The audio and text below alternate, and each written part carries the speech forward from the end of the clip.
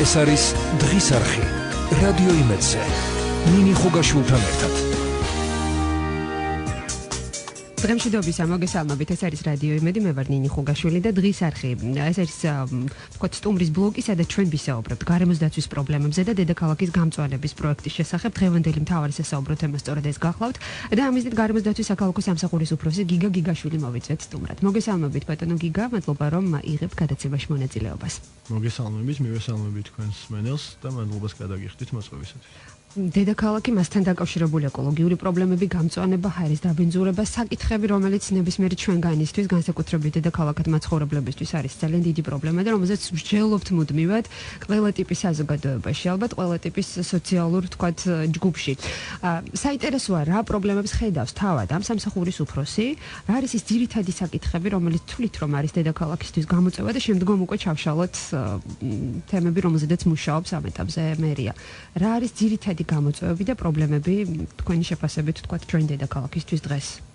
დაგეთანხმებით, რომ დედაქალაქში არსებობს მთელი რიგი გამოწვევები ეკოლოგიური თვალსაზრისით, თუმცა მინდა დასაწყისში აღნიშნო, რომ ქალაქ თბილისის მუნიციპალიტეტის მერია ყველაფერს აკეთებს იმისთვის, რომ ეტაპობრივად გამოსწორდეს ეს ეკოლოგიური მდგომარეობა, მათ შორის გაუმჯობესდეს დედაქალაქში არსებული ჰაერის ხარისხი, უფრო მეტი გამწვანებული სივრცეები და სარეკრეაციო ტერიტორიები ქონდეს ქალაქს და ის პრობლემები, რომლებიც დღეს არსებობს, მათ შორის გამონაბოლქვის კუთხით, მათ შორის ქალაქში წარმოშობილი მტვერის კუთხით იქნეს მაქსიმალურად მოგვარებული და გადაჭრილი და ჩვენ ვთვლით, რომ ამ 4 წლის განმავლობაში იმ ღონისძიებების შედეგად, რომელიც ჩვენ გვაქვს დაგეგმილი, ძალიან კარგ შედეგს მივიღებთ 4 წლის თავზე და მეტნაკლებად გამოსწორებული იქნება ის ეკოლოგიური მდგომარეობა, რომელიც დღეს ყველას აწუხებს ქალაქში.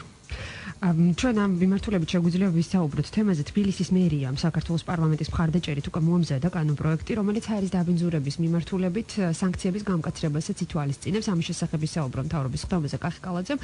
შეიძლება რომ ვისაუბროთ ამ პროექტზე, რა ტიპის სანქციებზეა კონკრეტულად საუბარი, ვიზე გავრცელდება, რა შემთხვევაში და ასე შემდეგ.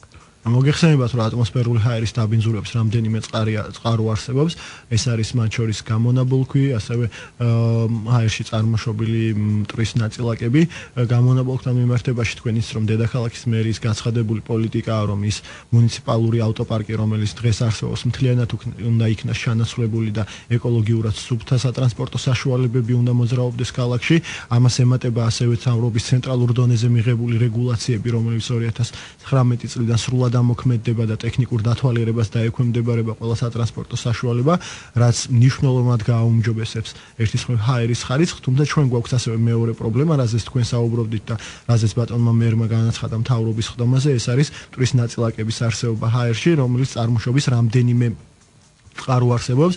ძირითადად, რა თქმა უნდა, ეს არის მიმდინარე მშენებლობები და სამშენებლო მასალის განთავსების და რეალიზაციის, ასევე ტრანსპორტირების შემთხვევები. ამასთან მიმართებაში, როგორც დაანონსებული, ქალაქ თბილისის მერიამ უკვე შეიმუშავა კანონპროექტი, რომელიც არეგულირებს ამტვერებადი მასალის ტრანსპორტირების საკითხებს, ასევე მისი განთავსების ადგილებს სამშენებლო მოედანზე და უშუალოდ მშენებლობის მიმდინარეობის პროცესში თუ რა ღონისძიებები უნდა იქნას მიღებული, რომ მინიმუმამდე იქნას დაყვანილი ის რისკი, რომ ჰაერში აღმოჩნდეს მტვრის ნაწილაკები.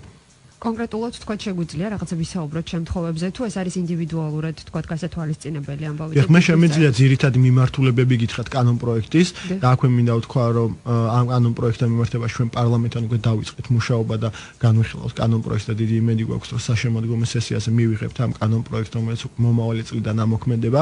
ძირითადი მიმართულება არის ამტვერებადი მასალის ზოგადად ტრანსპორტირება დედაქალაქში, რომელიც ერთ-ერთ ძირითად წყაროს წარმოადგენს ჰაერში მტვრის მოხვედრის. და ჩვენი კანონპროექტი ითვალისწინებს, რომ ტრანსპორტირება აუცილებლად უნდა მოხდეს სპეციალურად გადახურული ავტოსატრანსპორტო საშუალებებით. ასევე ძალიან ხშირია შემთხვევა დამეთანხმებით, როდესაც მშენებლობის პროცესში ან მიმდინარე მშენებლობის ობიექტებზე ძალიან დიდი რაოდენობით მტვერი წარმოეშვება, უშუალოდ მაგალითად ქვის დამუშავების პროცესში. ამასთან მიმართებაში კანონპროექტი ითვალისწინებს, რომ აუცილებლად სველი მეთოდით უნდა იქნას დამუშავებული, რათა მინიმუმამდე იქნას დაყვანილი მტვერის წარმოშობის ალბათობა და უშუალოდ მშენებლობის მოედნები, რომლებიც სპეციალური ბადეებით უნდა იქნას შემოფარგლული, რათა არ მოხდეს მტვრის გავრცელება სხვა ტერიტორიებზე. მოთხოვნები არ არის ისეთი კაცრი, რომ მაგალითად დეველოპერებს ამ საქმიანობის განმახორციელებელს რაიმე პრობლემა შეუქმნას. მინიმალური დანახარჯებით და მინიმალური სტანდარტებით შეიძლება რომ მაქსიმალურად კარგი შედეგი იქნას მიღწეული და ჩვენ თავიდან ავიცილოთ იმ მტვერის გავრცელება ატმოსფერულ ჰაერში, რაც დღეს გვხდება. ასევე ძალიან მნიშვნელოვანია თვითონ განთავსების ადგილები, ვიცით რომ არის ტერიტორიები, სადაც განთავსებულია ეს სამშენებლო მასალა, იგი არ არის გადახურული და ძალიან მარტივია ამ ტერიტორიებიდან ამ მასალის მოხვედრა ჰაერში. შესაბამისად, ძალიან მარტივი საშუალებებით გადახურვის შემთხვევაშიც კი ამ რისკს თავიდან ავისილებთ. ეს კანონპროექტი როდიდან ამოქმედდება ბუნებრივია დამტკიცების შემთხვევაში და რამდენად ექნებათ დრო შესაბამის პირებს რომ გადაერთონ თქვათ დამუშავების ახალ სისტემაზე ან აღნიშნეთ თქვათ რეალიზაციის პუნქტები, ხო? რამდენად იქნება შესაძლებელი რომ მოხდეს დროულად თქვათ მათი მხრიდან რეაგირება იმისთვის რომ არ დაჯარიმდნენ? საუბრის დასაწყისის საუბრნიშნე რომ ეს რეგულაციები არ უნდა გავიგოთ ისე რომ შეიძლება ზედმეტვირთად დააწვეს რომელიმე ორგანიზაციას რომელიც ამ სფეროში საქმიანობს პირიქით ეს არის ძალიან მინიმალური მოთხოვნები ან პრაქტიკაში რო წარმოვიდგინოთ ჩვეულებრივი მტვერ-გაუმტარი გადასახურის საშუალებით რო გადაიხუროს მაგალითად ავტოსატრანსპორტო საშუალება ან ის ტერიტორია სადაც განთავსებულია აი სამშენებლო მასალა ან თუნდაც გადახურულ სივრცეში რო განთავსდეს ეს უკვე მაქსიმალურად უზრუნველყოფს იმას რომ აღნიშნული მასალები არ მოხდეს ჰაერში. შესაბამისად ძალიან დიდი დრო ან დიდი ფინანსური რესურსი ან ადამიანური რესურსი არ არის საჭირო იმისთვის რომ მსგავსი ღონისძიებები განვახორციელოთ. რაც შეეხება სველი მეთოდით დამუშავებას, რა თქმა უნდა არსებობს ძალიან ბევრი თანამედროვე ტექნოლოგიები, რომლებიც მინიმუმამდე დაყავთ მაგალითად მსგავსი რისკები, თუმცა ძალიან პრიმიტიული საშუალებებითაც კი არის შესაძლებელი რომ დამუშავების დროს, მათ შორის ხის დამუშავების, ქვის დამუშავების და ასე შემდეგ, მოვახდინოთ ჰაერში მტვრის გაფრქვევის პრევენცია. ეს არის ჩვეულებრივი წყლის დასვალების მეთოდით შეუძლია დაამუშავოს, quoi. შესაბამისად, რო დავინახოთ პრაქტიკაში ძალიან ბევრი ვიდეო არსებობს მათ შორის ამის ამსახველი, რომელიც აჩვენებს თუ მინიმალური დანახარჯებით როგორ შეიძლება სველი მეთოდით დავამუშავოთ კონკრეტული მასალა. ეს ალბათ ყველაფერთან ერთად არის მოქალაქეობრივი სოციალური პასუხისმგებლობის, ვთქვათ, საკითხიც, ხო? და საგანიც, რაზეც ვთქვათ, თბილისის მერიამ გავრცელა განცხადება, რომ სოციალური კამპანიაც კი დაიწყება გაუფრთხილდი ქალაქს, თუმცა ეს რაც შეეხება და უკვე ბიზნესის ნაწილს, რომ გადმოვიტანოთ ეს კონკრეტული, ვთქვათ, შეზღუდვა მოქალაქეებზე რამდენად შეიძლება იყოს გავრცელებული. ეს ეხება მხოლოდ ბიზნეს სექტორს, თუ პირს რომელსაც მაქვს საკუთარ თქვენ კერძო სახლში ან აგარაკზე ან მიმდებარე ტერიტორიაზე თბილისთან ახლოს რემონტი დავუქვემდებარები თუ არა ვთქვათ ამ რეგულაციებს მეც. რა თქმა უნდა რეგულაცია არ განასხვავებს მაგალითად კერძო ბიზნესს, საჯაროს და ასე შემდეგ. იგივე რეგულაციები შეეხება ასევე მუნიციპალიტეტს, სახელმწიფო სტრუქტურებს, რომლებიც გარკვეული ინფრასტრუქტურულ ობიექტების მშენებლობას ახორციელებენ. თუმცა კიდევ ერთხელ ვიმეორებ, რომ ეს არის ისეთი სახის მოთხოვნები, რომლის შესრულება განსაკუთრებულ ძალისხმევას და განსაკუთრებულ ფინანსურ დანახარჯებს არ მოითხოვს. რაც შეეხება სოციალურ პასუხისმგებლობას, ამ კუთხით ძალიან აქტიურია მათ შორის დედაქალაქის მერის თვითონ, რომელიც მუდმივად მოუწოდებს მოსახლეობას, რომ ჩვენ ყველამ ერთად უნდა ვიზრუნოთ ამ ქალაქზე და მარტო თბილისის მერია ინდივიდუალურად ვერ შეძლებს ყველა პრობლემის მოგვარებას, თუ თვითონ ყველა თითოეული მოქალაქე არ იქნება ამ პრობლემის მოგვარებაში ჩართული. მათ შორის ის პროექტები, რომელსაც ჩვენ ვახორციელებთ, ძალიან დიდი მხარდაჭერაა საჭირო მოსახლეობისგან, რომ სრულყოფილი იყოს პროექტი, იგივე გამწვანების ღონისძიებები, ინფრასტრუქტურული სამუშაოები, მაგალითად პარკის, სკვერის მოწყობა, რა დროსაც ძალიან ხშირად ხვდებით ხოლმე ვანდალიზმის პრობლემებს, როდესაც მოსახლეობა თავად აზიანებს, როგორც მწვანე ნარგავებს, ისე არსებულ ინფრასტრუქტურას.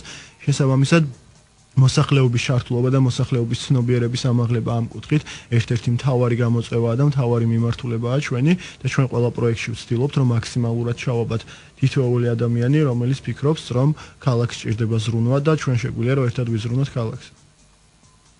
ვანდალიზმის ფაქტები რამდენად შეიძლება განვიხილოთ რომ იქნება დასჯილი კანონპროექტის მიხედვით თქვენ საუბრობთ ვანდალიზმზე და შემდეგ რაც შეეხება ვანდალიზმს ჩვენ პარალელურად სამსახურმა უკვე დაასრულა მეორე კანონპროექტზე მუშაობა, ეგრეთ წოდებულ მწვანე კანონზე, რომელიც სრულად არეგულირებს დედაქალაქის მასშტაბით გამწვანებული ტერიტორიების და სარეკრეაციო სივრცეების მენეჯმენტს, ასევე სატყეო ფართობების, რომლებიც დღემდე რეგულაციის გარეშე იყო და სტატუსის კი არ ქონდა დღის იმ ტერიტორიებს, რომლებიც რეალურად თავისი შინაარსით სატყეო ტერიტორიებია. შესაბამისად, ამ კანონპროექტის ფარგლებში, ამ საკანონმდებლო პაკეტის ფარგლებში ჩვენ გავითვალისწინეთ მათ შორის გამწვანებული ტერიტორიების დაზიანების ფაქტების პრევენციისათვის გარკვეული ღონისძიებები, იქნება ეს სანქცია თუ კონკრეტული აკრძალვები. ეს ამ კანონპროექტის განხილვაც მიმდინარეობს პარლამენტთან, რომ საბოლოო ვერსიაზე შევჯერდეთ და ასევე სხვა დაინტერესებულ პირებთან ერთად, რომლებიც ასევე კანონის დაწერის დასაწყისიდანვე იყვნენ ჩართულები კანონპროექტის შემუშავებაში და გარკვეული რეკომენდაციები და შენიშვნები ჩვენ მიღებული გვაქვს. შესაბამისად, ვიმედოვნებთ, რომ იმ კანონპროექტთან ერთად ამტვრევად იმასების კანონპროექტთან ერთად ეს კანონპროექტი საშემოდგომო სესიაზე უკვე პარლამენტში იქნება და ჩვენ მომავალი წლისთვის უკვე ზალაში გვექნება სრულყოფილი საკანონმდებლო ბაზა, რომელიც მთლიანად დაარეგულირებს სარეკრეაციო სივრცეების გამოყენებას. შესაბამისად კონკრეტულ სანქციებზე ამ ეტაპზე ჯერჯერობით საუბარი არ შეგვიძლია, აქედან გამომდინარე, ხო? რა თქმა უნდა, კონკრეტულ ფულად ჯარიმებზე თუ რა ფულადი ჯარიმა იქნება, ალბათ დღეს არ იქნება მიზანშეწონილი რომ ვისაუბროთ, თუმცა შემიძლია გითხრათ, რომ მის თანხვედრაში იქნება დღეს მოქმედ კანონმდებლობასთან, რომელიც გარემოს დაცვის მიმართულებით მსგავსი ტიპის ქმედებებისთვის კონკრეტულ სანქციებს აწესებს. ჩვენ ამ ჩარჩოში მოქმედებთ, თუმცა რა თქმა უნდა, პარლამენტს აქვს სრული უფლებამოსილება, რომ თავისი შეხედულებისამებრ და განხილვის პროცესში წარმოდგენილი რეკომენდაციებისა და არგუმენტების შესაბამისად გაზარდოს კონკრეტული სანქციის ოდენობა ან პირიქით შეამციროს. მოქალაქის პასუხისმგებლობა როგორ რეგულირდება, ვთქვათ, ეს სანქციები არის ძირითადი განმაპირობებელი, რატომაც შესაძლებელია უცხოეთში, ნებისმიერ ქალაქში მოქალაქეები უფრო მეტად უვლიან საკუთარ პარკებს და რეკრეაციულ ზონას, ვიდრე თბილისში. სანქცია არის ერთ-ერთი გამოსავალი, რითიც ვთქვათ, შედეგი მიიღეს, მათ როგორია გამოცდილება უცხოურებს? რა თქმა უნდა, ჩვენ ვფიქრობთ და არც ერთი ევროპული გამოცდილება არ იძახის, რომ სანქცია არის ყველაზე კარგი გამოსავალი, რათა მოსახლეობა მიზრუნოს გარემოზე. პირველ რიგში ეს არის სოციალური პასუხისმგებლობა და ეს არის ცნობიერების ამაღლება, თუმცა სანქცია არის ერთ-ერთი საშუალება, რომ ჩვენ პრევენცია მოვახდინოთ კონკრეტული ფაქტების ჩადენისა. ამის პარალელურად კიდევ ერთხელ აღვნიშნავ, რომ დედაქალაქის მერია მოწოდებულია იმისკენ, რომ მაქსიმალურად აამაყოს მოქალაქეებში ცნობიერება და განსაკუთრებით გარემოს დაცვითი ცნობიერება.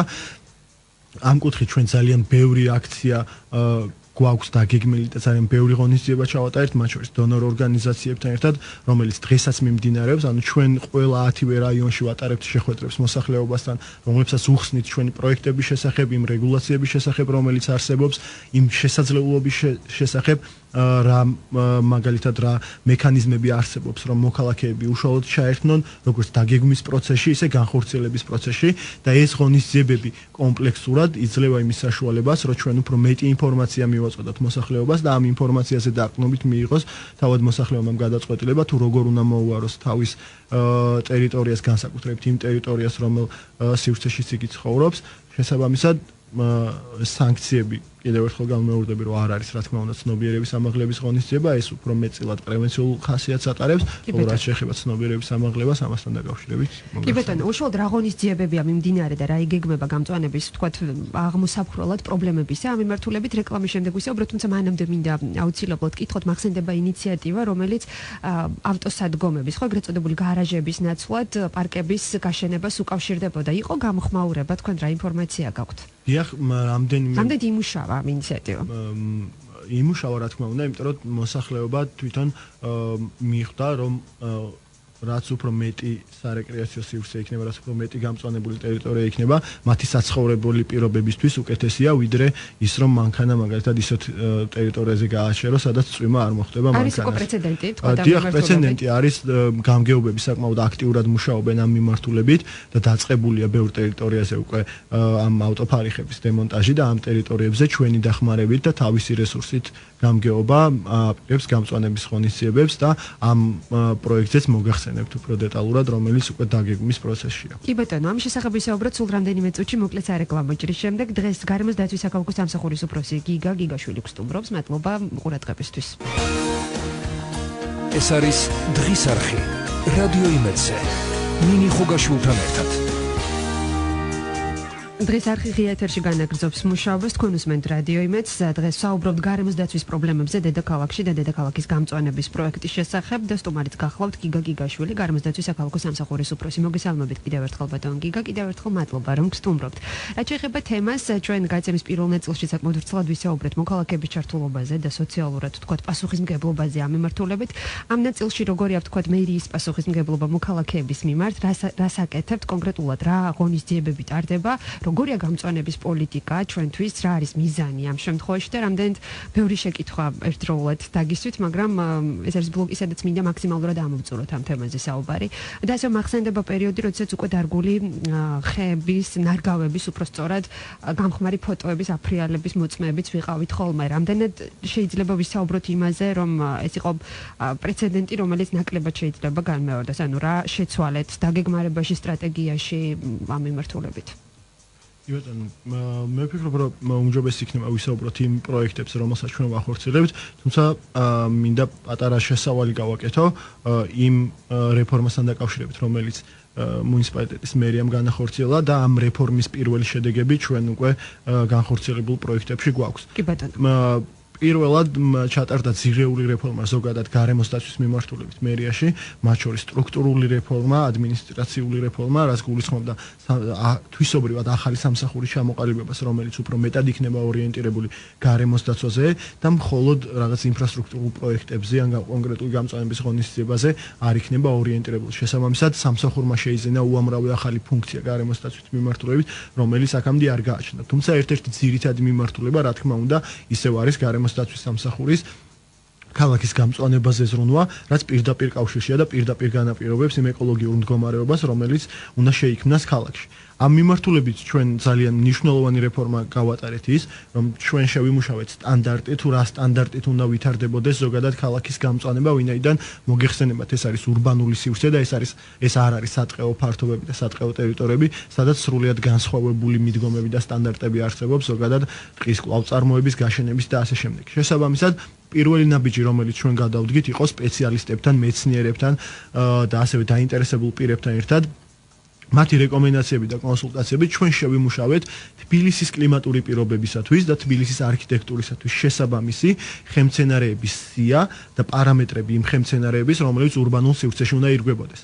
აღნიშნული სია ნორმატიული აქტითაც არის გამტკიცებული და ქალაქ თბილისის მთავრობამ იგი დაამტკიცა თებერვალში და ჩვენ გვაქვს ჩამოყალიბებული მიმართულება, რომ ქალაქის ურბანული გამწვანება უნდა განხორციელდეს ამ სცენარეებით, რომლებიც ყველაზე მეტად გამძლეები არიან იმ კლიმატურ პირობებისთვის, რომელიც დღეს დედაქალაქში გვაქვს და მეორეს მხრივ დააწესა ის პარამეტრები, მინიმალური პარამეტრები, რა პარამეტრისაც უნდა იყოს ეს ხემცენარეები. მაგალითად, ხეების შემთხვევაში შემიძლია გითხრათ, რომ ფოთლოვანი ხეების შემთხვევაში გარშემოწირულობა მინიმუმ 14 სანტიმეტრი უნდა იყოს ამ ხის და მისი სიმაღლე უნდა აღწევდეს მინიმუმ 3 მეტრ ნახევარს, რაც გულისხმობს იმას, რომ ამ განვითარების მცენარე უკვე არის ჩამოყალიბებული.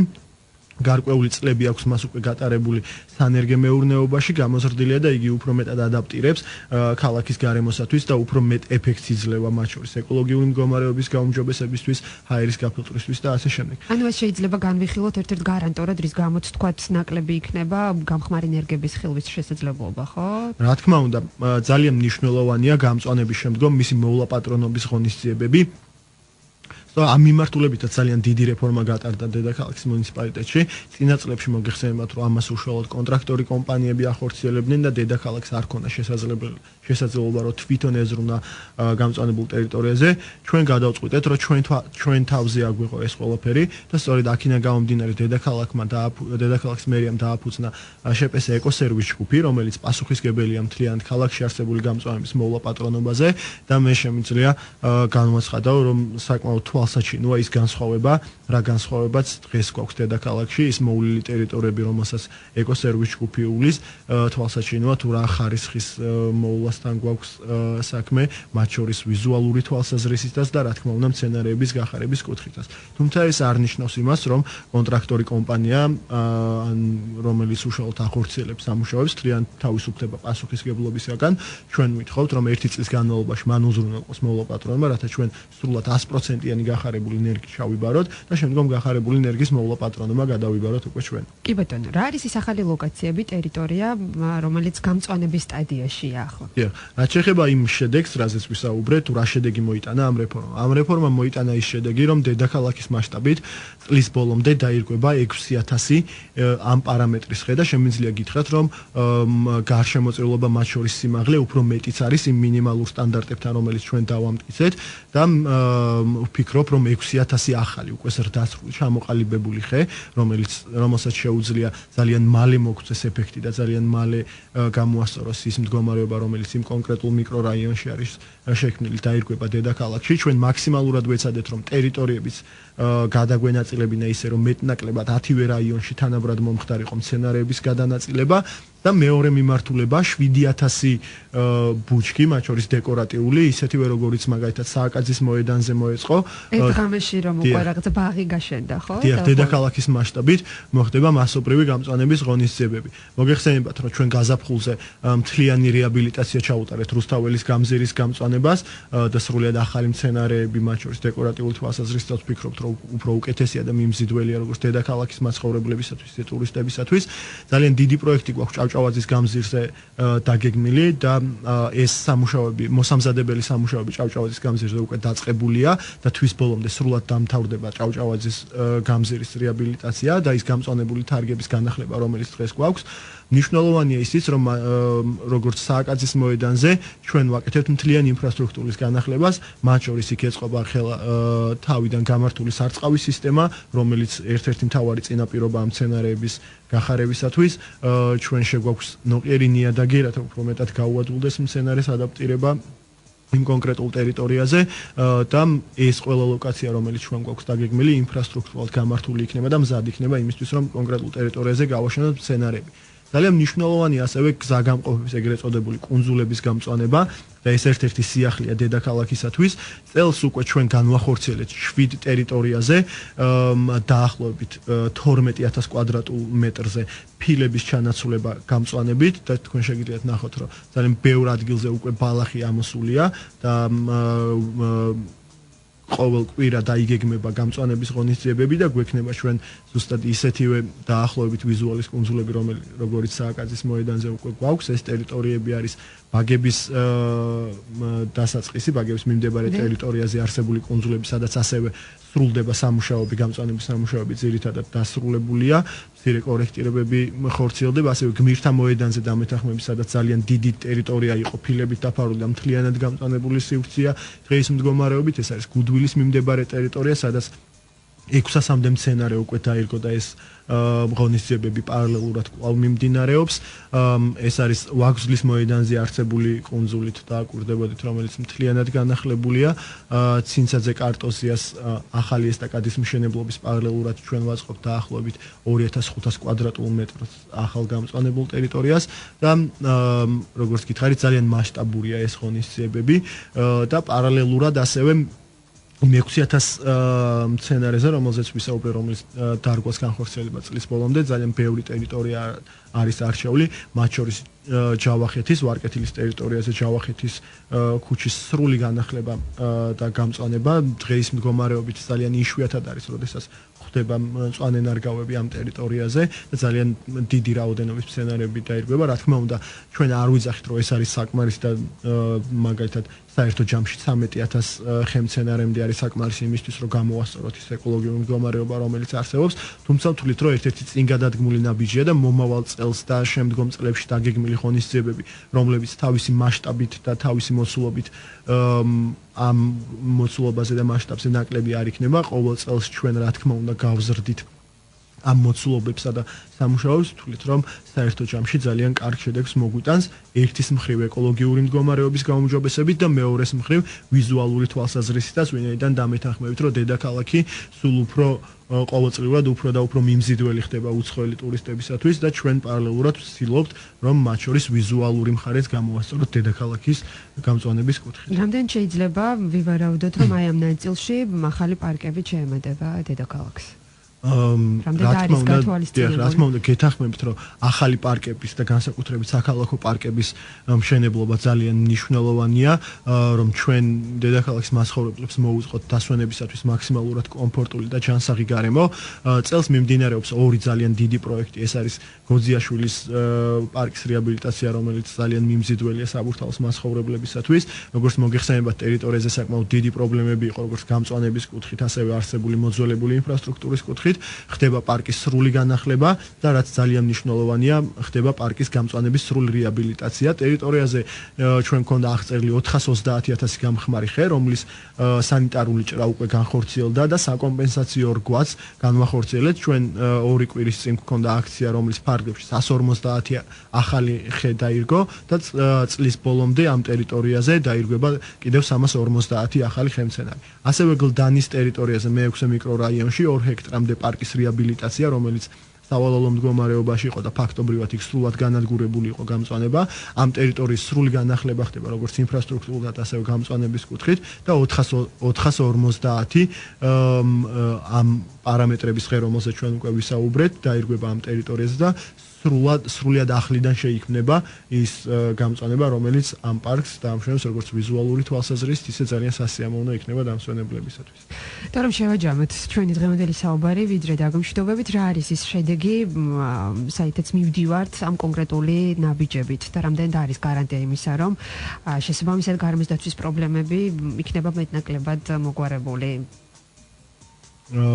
როგორც გითხარით, ჩვენ ავიღეთ ეს პასუხისგებლობა და დედაქალაქის მერი პირველ რიგში ყოველთვის საუბრობს იმაზე, რომ ჩვენი ერთ-ერთი მთავარი გამოწვევა ზოგადად არის გარემოს დაცვა და ეკოლოგიური პრობლემები და მე პირადად ვთვლი, რომ ზოგადად პრობლემის დანახვა და იდენტიფიცირება არის ერთ-ერთი მთავარი წინაპირობა იმისა, რომ აღნიშნული პრობლემა გადაიჭრას. ვინაიდან ჩვენ ღიად ვსაუბრობთ ამაზე და ჩვენ თვითონ ვახდენთ ამ პრობლემის იდენტიფიცირებას, მე იმედს გამოვთქვამ, რომ ეს დაგეგმილი ღონისძიებები და მომავალ წელს განსახორციელებელი ღონისძიებები, რომელზეც ვისაუბრეთ, ძალიან კარგ შედეგს მოიტანს დედაქალაქის მაცხოვრებლებისთვის. აი, კონკრეტულად თქვათ, რას შეცვლის დედაქალაქის მაცხოვრებლებისთვის, კონკრეტულად თქვათ, ის გეგმა, რომელიც განხორციელებაც მიმდინარეობს და ვისაუბრეთ კიდეც. ძალიან მნიშვნელოვანია გარდა იმ გამწვანებისა, რომელზეც ვისაუბრეთ, რომელიც არსებულ ქუჩებში მოეწყობა და არსებულ გზაგამყოფებში, მნიშვნელოვანია ახალი ტერიტორიების გაჩენა, რომელიც მიმზიდველი იქნება მოსახლეობისათვის. ჩვენ მოგეხსენებათ, რომ მაგალითად თემქის ხევის კვლევა დაიწყო სამსახურმა, სადაც დაახლოებით 19 ჰექტარზე იგეგმება ახალი საქალაქო პარკის გაშენება და ეს არის უზარმაზარი ტერიტორია, რომელიც ძალიან დიდ წვლილს შეიტანს ზოგადად ქალაქის ეკოლოგიურ მდგომარეობაში. ასევე, როგორც იცით, მიწათსარგებლობის გენერალური გეგმის მუშაობის პროცესში საკმაოდ აქტიურად იყო ჩართული როგორც სამსახურის, ზოგადად მერის სხვადასხვა სტრუქტურული ერთეულები და დაგეგმილია ახალი საქალაქო პარკების მოწყობა. ერთ-ერთზე ჩვენ უკვე პროექტირების ნაწილზე ვართ დიღმის ჭალებზე, სადაც იგეგმება ახალი საქალაქო პარკის მოწყობა და დაახლოებით 5-6 ტერიტორია ჩვენ უკვე იდენტიფიცირებული გვაქვს, სადაც დამატებით გავაჩენთ ახალ სარეკრეაციო სივრცეებს. თუმცა ძალიან მნიშვნელოვანია, რომ ახალ სარეკრეაციო სივრცეებთან ერთად არსებული რაც არის, იმის სრული რეაბილიტაცია მოხდეს, ვინაიდან ძალიან დიდი ხანია ესეთ მასშტაბური რეაბილიტაცია არ ჩატარებია როგორც ინფრასტრუქტურას, ასევე თვითონ უშუალოდ მწვანე სივრცეებს. და მუდმივად თქვათ, ხედავდით და ვრცელდებოდა ინფორმაციაც დაავადებებზე, რომელიც ხეებისთვის იყო, ხო? დამახასიათებელი რა ნაბიჯები იდგმება ამის აღმოსაყრელად. შემიძლია განვაცხადო, რომ წელს უპრეცედენტოდ დიდი რაოდენობის მცენარეები იქნა გამოკვლეული და შესაბამისად ამ გამოკვლევის შედეგად შეწამლული პრევენციული ღონისძიებები იქნა გატარებული. წელს უკვე დღის მონაცემებით 120,000-ზე მეტი ხეს ჩაუტარდა გამოკვლევა და 120,000-ზე მეტი ხე იქნა შეწამლული, მათ შორის ორჯერადად იმ პრევენციული საშუალებებით, რომლებიც უზრუნველყოფს დაავადების გავრცელების პრევენციას. თუმცა მინდა გითხრათ, რომ ის პრობლემა, რაზეც ხშირად საუბრობენ შავი ფიჭვის გახმობაზე, რომელიც მასობრივია დედაქალაქში, ეს არ არის წელს ან შარშან დაწყებული პრობლემა, ეს არის 96-97 წელში დაწყებული პრობლემა და რაც მნიშვნელოვანია, ეს არ არის მარტო თბილისის და საქართველოს პრობლემა, აღმოსავლეთ ევროპის ძალიან ბევრ ქვეყანაში დგას ეს პრობლემა, რომ გარკვეული დაავადებები ძალიან მარტივად ერევა ამ სახის მცენარეებს და ჩვენი პროექტის მიხედვით ჩვენ უკვე აღწერილი გვაქვს 20,000 ხე, რომელიც გამხმარია და მისი სანიტარული ჭრა უკვე დავიწყეთ და პარალელურად ჩვენ ვანაცვლებთ მოჭრილ ხეებს ისეთი სახეობებით და ისეთი ჯიშებით, რომლებიც უფრო გამძლეა და უფრო მეტად შესაფერისია ქალაქის კლიმატური პირობებისთვის, რომ მსგავსი სახის პრობლემა არ შეგვექმნას მომავალში. ბატონ გიგა, თქვენ ახსენეთ, რომ ჩატარდა მასშტაბური კვლევა, ხო, ამ ხეების. რა ჩვენ ამ კვლევამ, რა არის ძირითადი მიზეზი, ვთქვათ, ამ პრობლემისა?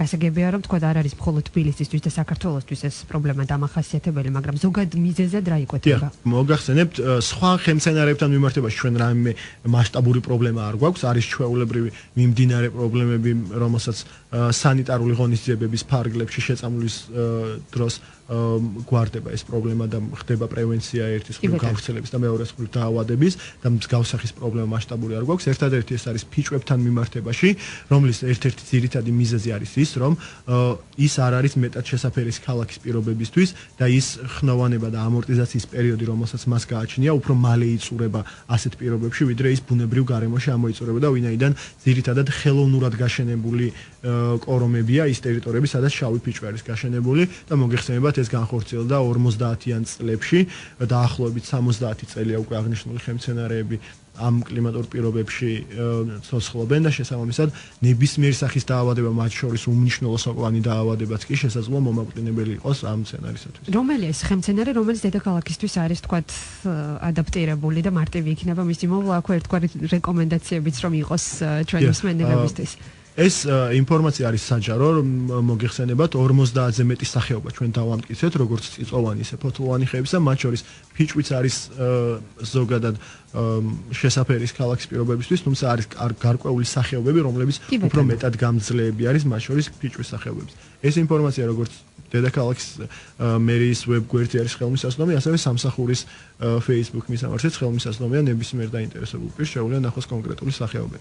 უღრმესი მადლობა, ჩვენ ვისაუბრეთ გარემოს დაცვის პრობლემების შესახებ, როგორც წარმოუდგენია დედაქალაქის მერს და თავად სამსახურის უფროს ამ პრობლემების მოგვარება. უღრმესი მადლობა საუბრისთვის, წარმატებებს გისურვებთ და რაც მთავარია, რა იქნება მთავარი შედეგი, გამწვანებული თბილისი ჯანსაღი ნარგავებით, ხო? აუცილებლად. უღრმესი მადლობა გიგა გიგაშვილი გსტუმრობდა. მადლობა ყურადღებისთვის. ეს არის დღის არხი რადიო იმედზე. ნინი ხუგაშვილთან ერთად.